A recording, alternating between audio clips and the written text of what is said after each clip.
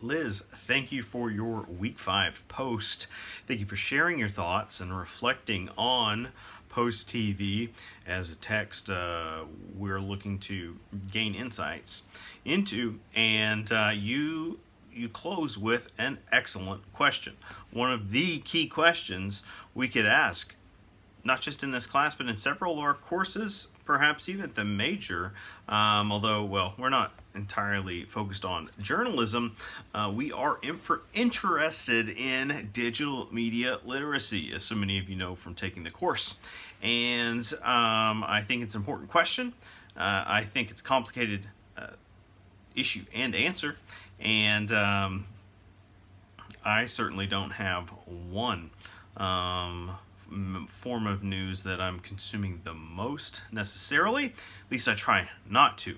And I come from a bit of a trained background in that, and so I think one of the takeaways that we can recall from many of our exercises that deconstruct various texts, mediated texts that are mass communicated, is that if we have the tools and the training to be able to understand the various uses of signs and symbols, then we become active consumers of media and much more capable of discerning truth, discerning fact from fiction.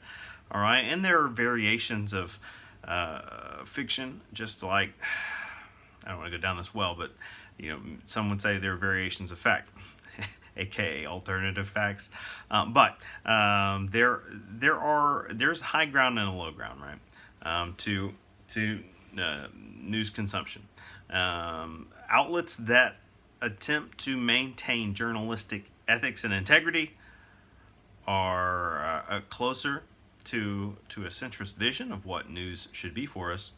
I would not recommend anyone choosing one specific channel or outlet from which they get all of their news.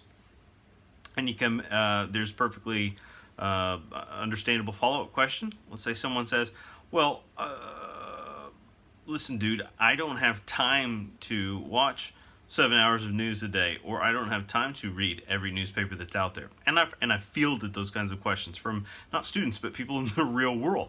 And the truth is, well, you don't have to. And second, let me add this. A lot of businesses will keep a given, let's say a cable news channel on their televisions day in and day out. And what kind of effect do you think that has on the people that work there, the people that inhabit those places day in and day out? They are not technically probably listening all the time, but they're receiving that information. And let's make no mistake, there are media effects are real, and it's just improbable to suggest that all media has the same effect on everyone, right? That's not a realistic conclusion we can draw. So where do we go? What do we do?